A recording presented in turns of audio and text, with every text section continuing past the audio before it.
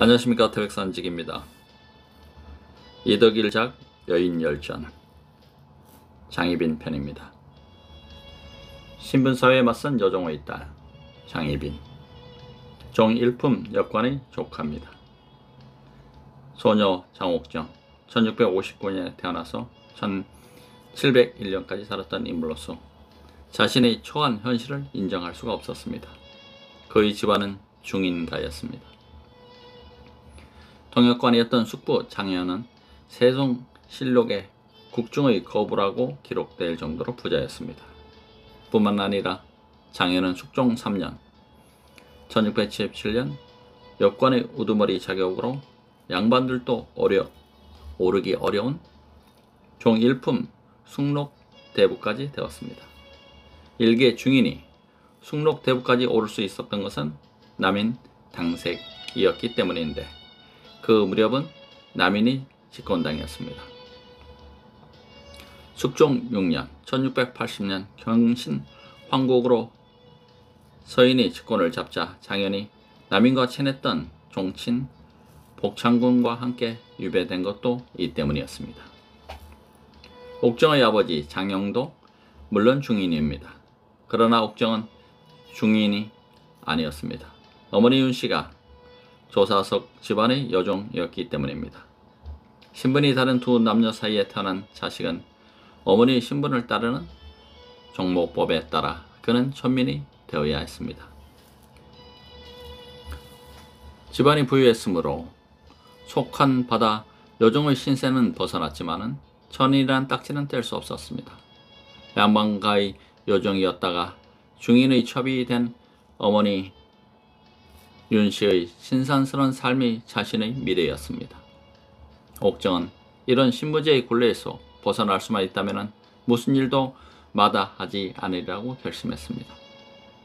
그가 남인들의 입궁 제의를 받아들인 것은 여기에 그 길이 있다고 믿었기 때문입니다. 옥정은 세종실록에 잠옷 얼굴이 아름다웠다고 기록될 정도로 미인인데다가 머리까지 비상했기 때문에 남인들은 그를 선택했습니다. 옥정은 본래 남인의 후견이었던 자의 대비 인조의 계비의 나인이 되었습니다. 대비 후원으로 숙종을 만난 옥정은 곧 숙종을 사로잡았습니다. 11살 때 얻은 동갑부인 인경 황후 김씨를 이뤄 외로움에 젖은 20살의 청년을 사로잡기는 그리 어렵지 않았습니다. 그러나 옥정은 후궁에 봉해지기도 전에 숙종의 모후 명성왕후 김씨에게 강제로 쫓겨났습니다.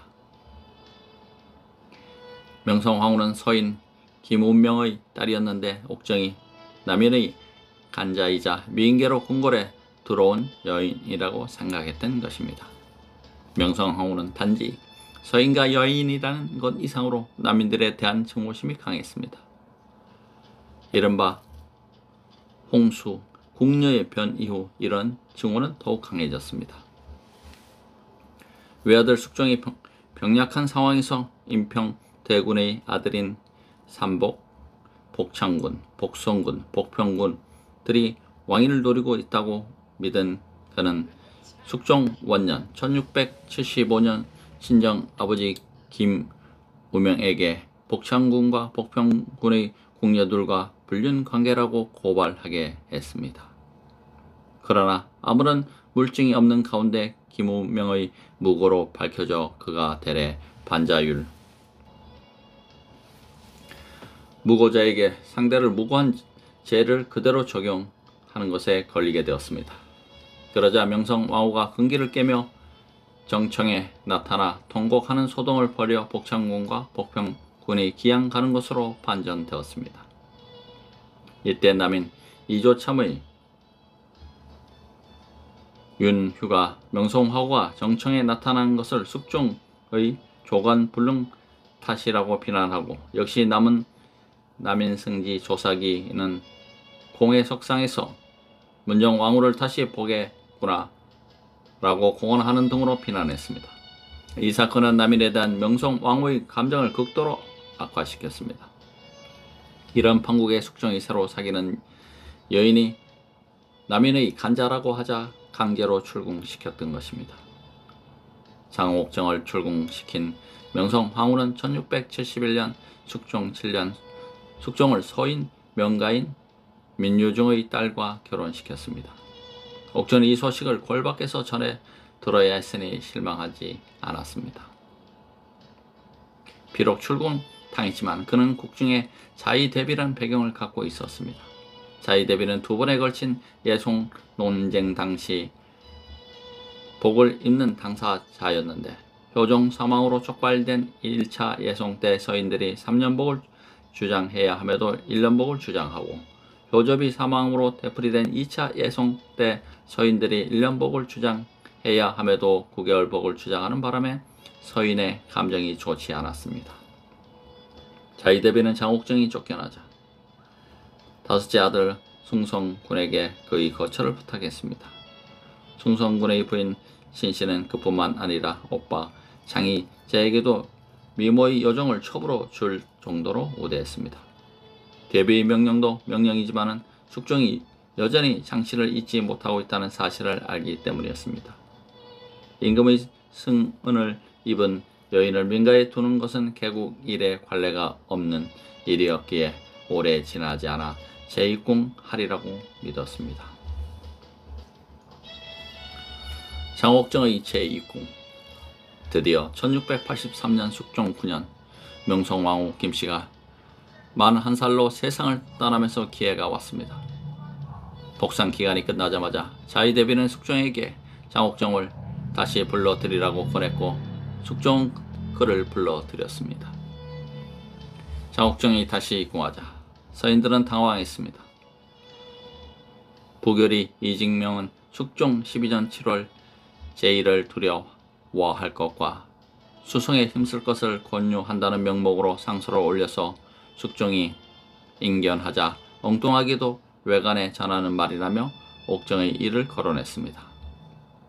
외관에 전해진 말을 들으니 공인으로서 은총을 받고 있는 자가 많은데 그 중에 한 사람이 역관 장현의 가까운 천치학이라고 합니다. 만일 외관의 말이 다 거짓이라면 다행이겠습니다만 만약 비슷한 것이 있다면 신은 종묘 사직의 존망이 여기에 매어 있지 않으리라고 기필하지 못하겠습니다. 더구나 장현의 부자는 일찍이 복병군 형제에게 빌붙은 자가 아니겠습니까? 신은 바라건대 성상께서 장옥정을 내쫓아서 맑고 밝은 정치에 누를 끼치지 말게 하소서.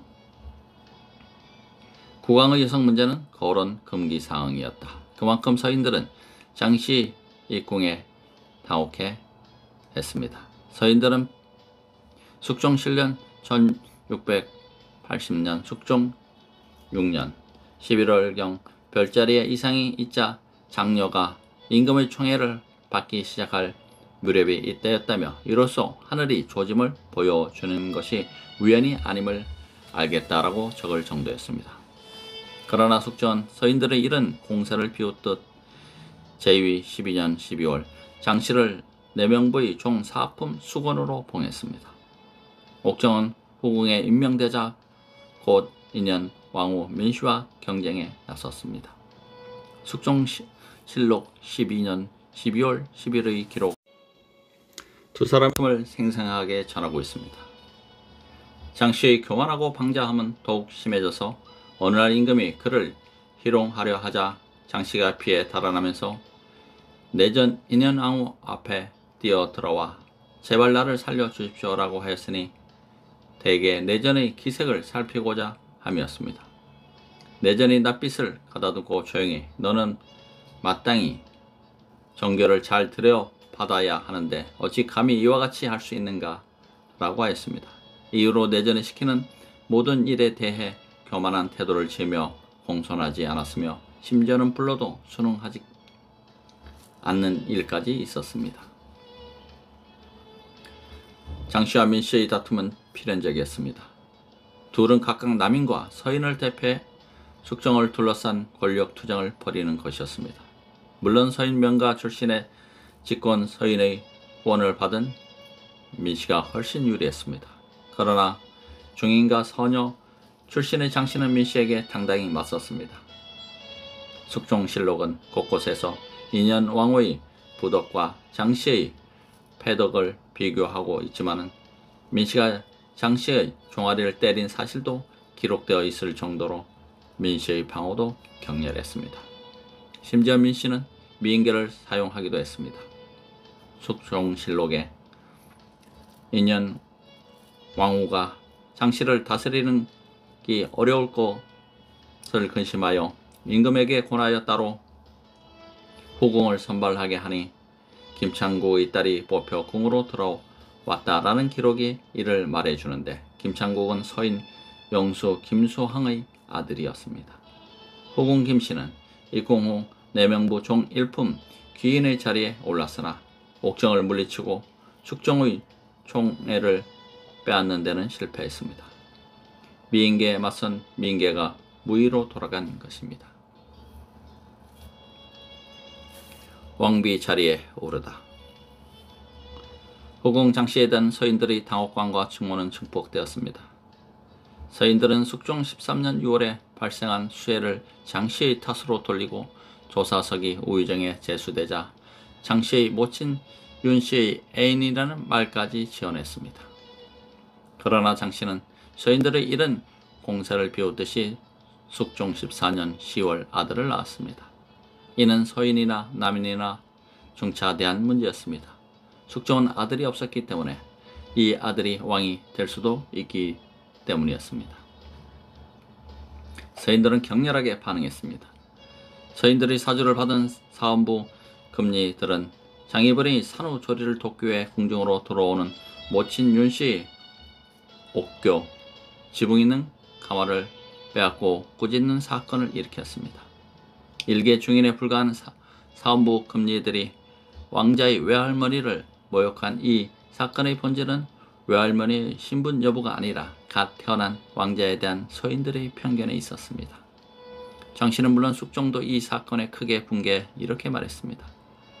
연전에 귀인의 어미가 정교를 받고 출입할 때 사원부에서 이렇게 모욕한 일이 있었다는 것을 듣지 못하였다. 궁정의 시녀들은 한 천인에 불과하나 직품이 상궁에 오르면 법에 의하여 교자를 탄다. 더구나 왕자의 외가에서 정교를 받고 출입하는데도 사원부의 상소에 혹은 천인이라 하고 혹은 걸어 다니라 하니 이 사건은 숙종을 분개케 했습니다. 여기에 엄정하게 대처하지 못하면 왕자의 운명을 기약할 수 없다고 판단한 것입니다. 숙종은 갓 태어난 왕자의 지위를 튼튼히 해 서인들의 공세를 예방하려 했습니다. 왕자를 원자로 책봉하려 한 것입니다. 숙종은 왕자 탄생 3개월이 채 안 된 1689년 숙종 15년 1월 시원님 대신과 6조 3사 장관들을 갑자기 소집해 왕자를 원자로 정오하려 한다면서 이에 머뭇거리거나 관망하거나 감히 이 일을 제기하려는 자가 있다면 관직을 내놓고 물러가라고 통보했습니다. 서인 2조 판서 남용익이 지금 중궁의 춘추가 한창입니다. 어찌 갑작스럽고 너무 급하다고 하지 않겠습니까? 이 일을 제기하려면 물러가라 하셨으니 신은 마땅히 물러가겠습니다. 이 일을 말씀드리지 않을 수 없습니다. 라고 반대한 것을 비롯해 대부분의 신하들이 반대했습니다. 그러나 숙종은 원자 정오를 강행해 통과시키고 나아가 종묘의 고묘까지 마쳤습니다. 종묘 고묘를 마쳤다는 것은 입법 조치가 완료되어 바로 되었다는 뜻으로 종묘에 고묘하면 임금도 쉽게 바꿀 수가 없었습니다. 장씨 소생의 왕자는 사망하지 않는 한 세자가 되고 임금이 될 것이었습니다. 그런데 종묘 고묘 15일 후 서인 영수 송시열이 원자 정오가 너무 성급한 조치였다며 재심을 주장했습니다. 송시열은 송나라 철종이 10살이 되도록 번왕으로 있다가 신종이 병이 난 뒤에야 비로소 태자에 봉해졌다는 숙종은 중국의 예를 들면서 원자 정오가 성급한 조치였다고 비판했습니다. 그런데 이는 숙종의 명나라 황제도 황자 탄생 넉 달 만에 봉호한 일이 있다는 반론처럼 상황에 따라 할 수 있는 일일 뿐 절대 불변의 원칙은 아니었습니다. 숙종은 송시열을 제주도로 유배해 보냈으나 이것이 끝이 아니라고 생각했습니다. 정묘, 고묘까지 끝난 사안까지 시비하는 서인 정권 아래에서는 원자의 미래를 보장할 수 없다고 생각한 것입니다. 그 결과 숙종은 서인들을 내쫓고 남인들을 등용하는 기사 황국을 단행했습니다. 중인과 서녀에 불과했던 장씨가 서인 명문가로 구성된 서인 정권을 무너뜨리는 데 성공한 것입니다. 그러나 장옥정은 이것으로 만족하지 않았습니다.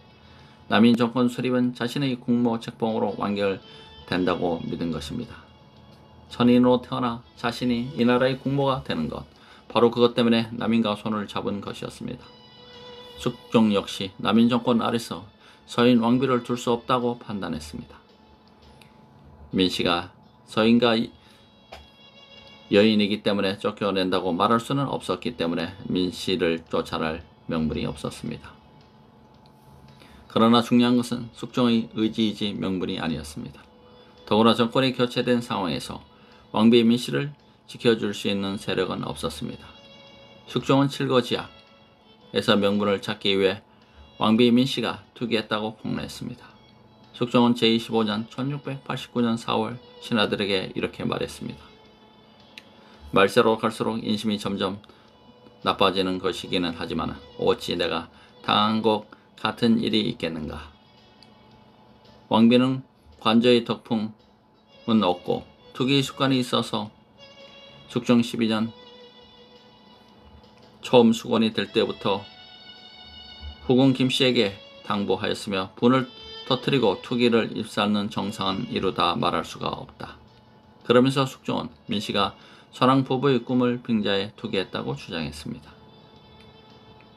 중궁이 오늘날 나에게 꿈에 현정과 명성, 황후를 만났는데 두 분이 나를 가르치면서 왕비가 선조 임금 때처럼 복록이 두텁고 자손이 많을 것이지만은 수고는 아들이 없을 뿐만 아니라 복도 없으니 오랫동안 대궐에 있게 되면은 숙종 6년에 실각한 사람들에게 남인에게 당부하게 되어 국가에 이롭지 못할 것이라고 하셨습니다.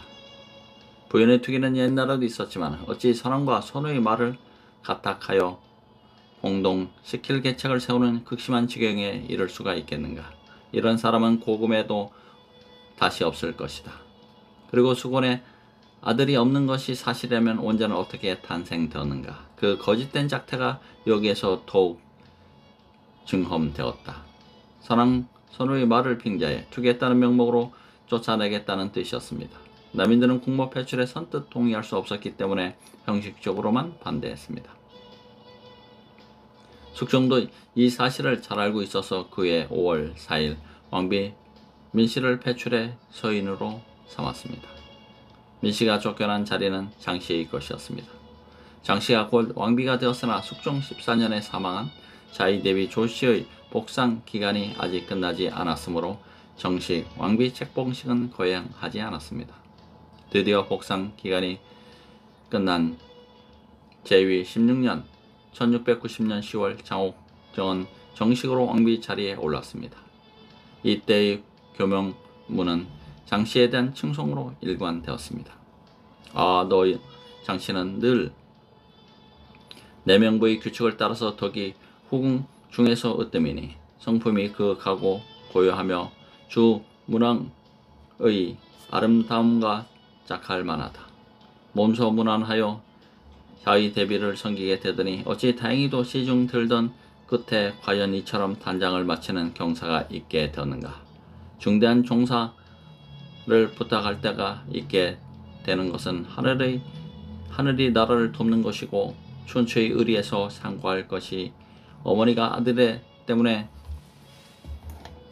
귀하게 여겨지는 것인데 마침 궁궁 자리가 비었기 때문에 종견 중견 자리에 합당하다. 여종의 딸인 장씨가 드디어 공식적으로 만백성의 공모 자리에 오른 것이었습니다. 궁녀 신분으로 입궁해서 서인 정권을 무너뜨리고 남인 정권을 세웠으며 왕비 민씨를 내쫓고 그 자리를 차지한 것입니다. 이미 사망한 아버지 장형에게는 영의정이 추증되었습니다. 뿐만 아니라 할아버지 장수에게는 자의정, 중저부 장응인에게도 우의정이 증식되었습니다. 장형은 옥산 부원군으로 추증되었고 그 아내 고씨는 영조부 부인에 추증되었습니다. 그리고 궁중에 옥교를 타고 들어왔다 모욕을 당했던 장씨의 생모 윤씨는 파산부 부인에 봉해졌습니다.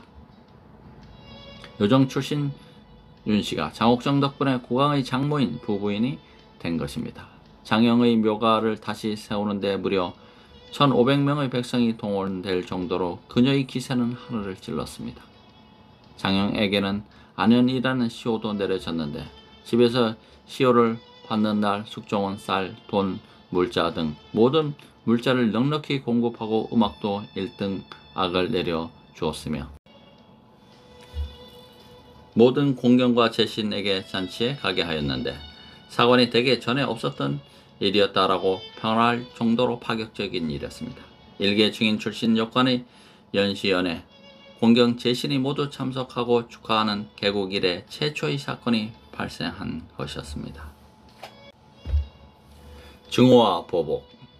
남인들이 장악한 조정에서 장씨 소생의 원자가 세자로 책봉된 것은 당연했습니다. 왕비 장씨는 이제 천대받던 과거는 가고 모든 신민의 충성을 받는 공모의 미래가 영원할 것이라고 믿어 의심치 않았습니다. 세자의 어머니인 자신의 지위가 흔들리라고는 꿈에도 생각지 않았습니다. 그러나 장씨는 이 과정에서 흘린 피의 의미를 깊이 생각하지 않았습니다.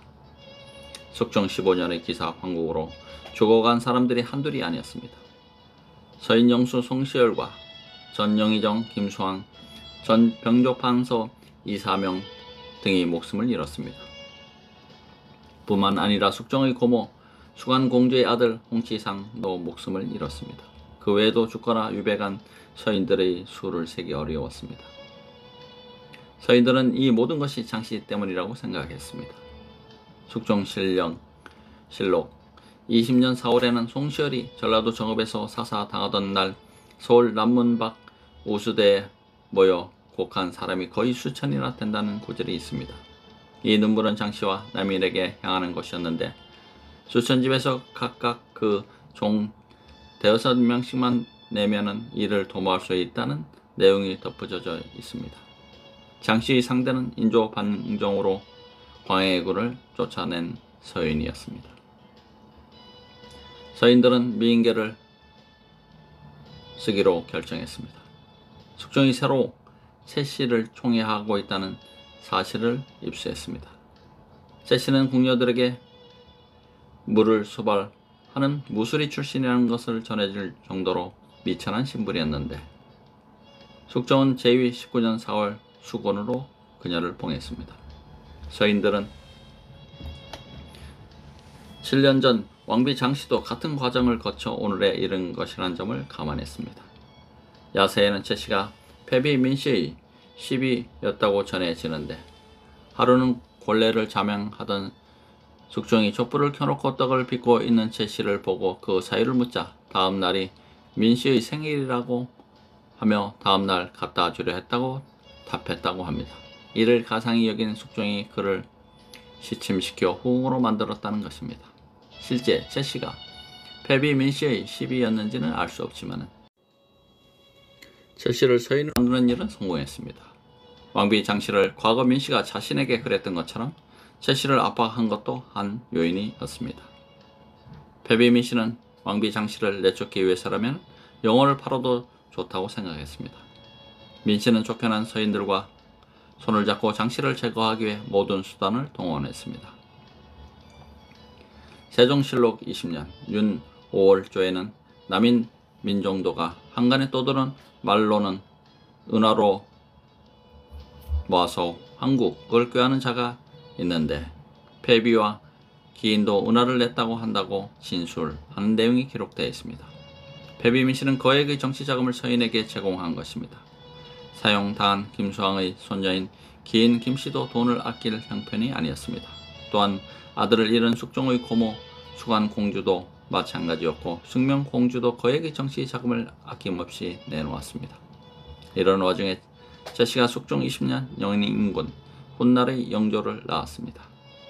지금까지 숙종의 아들이 한 명밖에 없었으나 이제 다른 왕자가 탄생한 것이었습니다.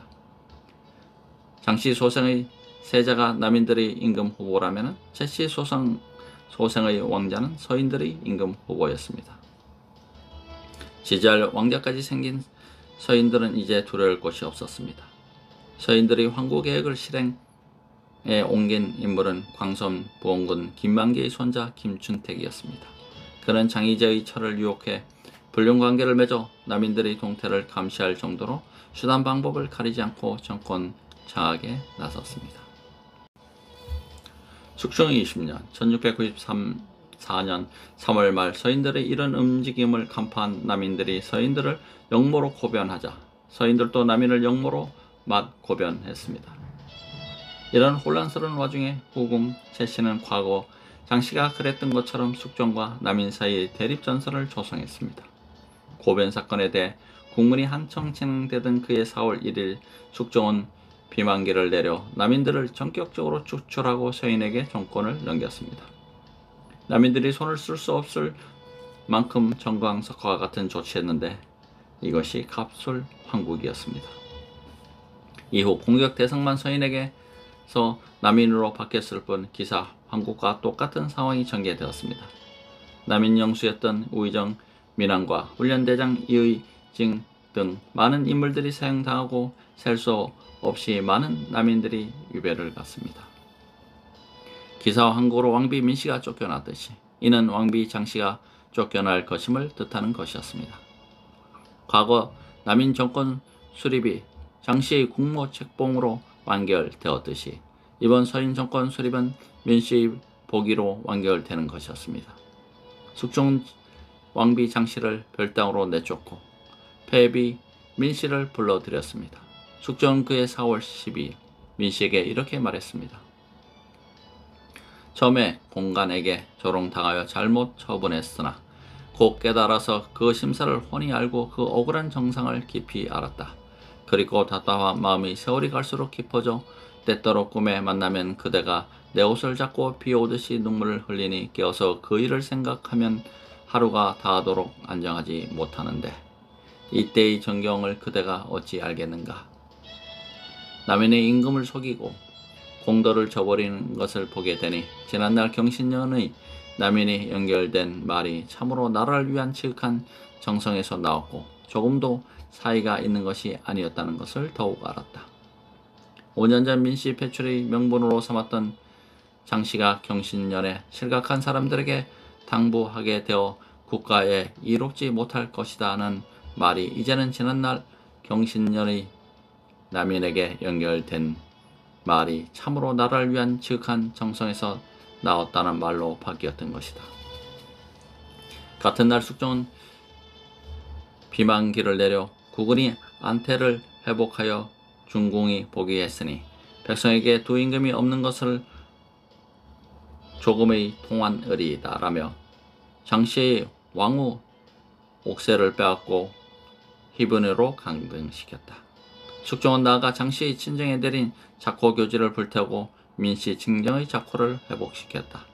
남인들이 쫓겨난 조정에서 후궁으로 격하된 장씨가 기댈 곳은 아무데도 없었다. 민씨가 죽거나 숙종이 급히 세상을 떠나 세자가 즉위하는 것 외에는 희망이 없었다. 숙종 27년 2년 왕후가 34살의 일기로 세상을 떠나자 장씨는 재기를 꿈꾸었다. 남인 행부사직 이봉징은 한때 왕비였던 장희변의 복제는 다른 후궁들과는 달라야 한다고 상소했다. 이것이 받아들여지면 왕비 복위 운동으로 연결시키려는 계획이었으나 그에게 돌아온 것은 귀양이었다.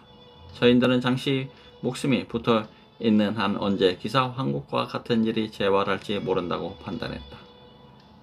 왕비 민씨 또한 죽는 순간까지 장씨를 저주했다. 그는 친정의 민진우 형제가 입시했을 때 지금 나의 병 증세가 지극히 이상한데 사람들이 모두 말하기를 반드시 빌미가 있다고 한다 라며 장희빈을 겨냥했다. 장씨의 저주 때문에 병이 생겼다는 말이다. 숙종실록 27년 9월 조의 숙빈 제씨가 평상시에 왕비가 베푼 은혜를 추모하여 통곡하는 마음을 이기지 못하고 임금에게 몰래 장씨의 저주를 고하였다는 기록은 서인들이 제씨를 시켜 숙종에게 장희빈을 밀고하게 한 상황을 말해준다. 민씨가 죽자 숙종은 장씨의 목숨도 끊기로 결심한다. 숙종은 장씨가 중전을 한 번도 문병하지 않고 오히려 치선당 서쪽에 신당을 설치해 저주했다고 비난했다. 숙종은 27년 9월 23일 희빈 장씨의 오빠 장희 희재를 처형하고 이틀 후인 장씨의 친신 궁녀 영숙을 사형시켰다. 바로 그날 밤 숙종은 비만기를 내려 희빈 장씨의 자결을 명하였다. 옛날 한나라의 무제가 구익 부인을 죽였는데 결단하였으나 그래도 진선하지 못한 바가 있었다. 만일 장씨가 자신이 첩이라는 운명을 알았다면 첩을 정실로 삼지 말라는 춘추의 대의를 밝히고 법령으로 만들어 좋게 미리 화를 막을 수 있었을 것이니 어찌 반드시 구익 부인에게 한 것과 같이 할 것이 있겠는가. 그러나 이 경우는 그렇지 아니하다. 제가 이미 밖으로 드러났으므로 만약 선처하지 아니한다면 후일의 염려를 말로 형언하기 어려울 것이니 실로 국가를 위하고 세자를 위한 데서 나온 것이다. 장씨로 하여금 자진하도록 하라. 구익 부인이란 한나라 무제의 후궁 조처엽으로서 소제의 어머니였다. 무제가 소제를 후계자로 삼으면서 별다른 죄가 없는 구익 부인을 죽이며 어린 임금에게 젊은 어미가 있으면 배단이 있을 것이다 라고 하였다는 고사를 인용해 장씨의 자진을 명하였던 것이다. 어머니가 아들 때문에 기해지는 것이 춘추의 의리라던 교명문이 이번에는 거꾸로 첩의 운명을 아는 것이 춘추의 대의라는 비만기로 바뀐 것이다. 남인의 축출을 댄 후 서인은 세자를 지지하는 소론과 연인군을 지지하는 노론으로 갈라지는데 장씨가 죽던 날 14살의 세자가 대신들에게 어머니를 살려달라고 빌자 소론, 영의정, 최석정은 신이 감히 죽기로 세자의 은혜를 갚지 않으리까 답했으나 노론, 장의정, 이세백은 옷자락을 붙잡고 매달리는 세자를 외면했다. 여종의 딸로 신분제에 맞섰던 장씨는 당쟁을 이용해 왕비까지 올랐으나 역시 당쟁 때문에 비참하게 생애를 마감하고 말았다. 남은 것은 정호고 그에 따른 보복의 비극뿐이었다. 장희빈 아들의 운명. 이때 어머니를 살려달라고 빌던 세자의 운명은 어떻게 되었을까? 갑설 환각으로 남인들은 완전히 몰락하고 정권을 잡은 서인들이 두 당파로 나뉘었다. 세자를 제거하려는 노론과 보호하려는 소론으로 나눈 것이다. 노론은 자신들이 죽인 장희빈의 아들이 즉위했을 경우 연산군 때 같은 보복이 재발할 것을 우려해 세자를 실각시키고 숙빈 제씨 소생의 연인군을 즉위시키려고 했다. 숙종은 제위 43년 1717년 7월 19일 노론 영수 이익명과 정류 독대를 갖고 밀담을 나누었다. 이 자리에서 숙종은 이익명과 세자를 연인군으로 교체하기로 합의하고 그날 세자에게 대리청정을 명령했다. 대리청정 과정에서 실정을 명분 삼아 세자를 교체하려 한 것이다. 그러나 이 계획은 소론의 강력한 반발과 숙종의 와병 때문에 실패하고 1720년 숙종 46년 세자가 끝내 즉위했으니 그가 바로 경종이다. 노론 즉위 다음에 아들 없는 그를 윽박질러 연인군을 왕세제로 책봉케 했다. 나아가 왕세제 대리청정을 밀어붙여 경종을 무력화시키려 하였다. 그러나 그해 12월 소론 강경파 김일경 등이 세제 대리청정을 수행하려 한 이익명, 김창집, 이건명, 조태채 등 이른바 노론 4대신이 왕권 교체를 시도한다는 상소를 올려 실각시키고 소론 정권을 성립시켰으니 이것이 신축 황공이다. 이듬해 1722년 목호령은 노론이 상급소라는 세 가지 방법을 사용해 경종을 살해하려고 했다고 고변하여 노론 사대신과 수십 명의 노론 인사들이 사형당하였다. 이런 와중에 경종이 재위 4년 만에 세상을 떠나고 연인군이 즉위하자 영조, 소론은 노론이 경종을 독살했다고 믿었다. 영조 즉위 초 김일경과 목호령 등이 사형당하는 비극의 악순환은 계속되었고 영조 4년 1728년에는 이인자 등이 독살당한 경종의 원수를 갚겠다며 군사를 일으키기도 했다. 정치 보복이 또 다른 보복을 낳는 악순환이 계속되었던 것이다. 이덕일작 여인열전 장희빈 편이었습니다. 감사합니다. 태백산직이었습니다.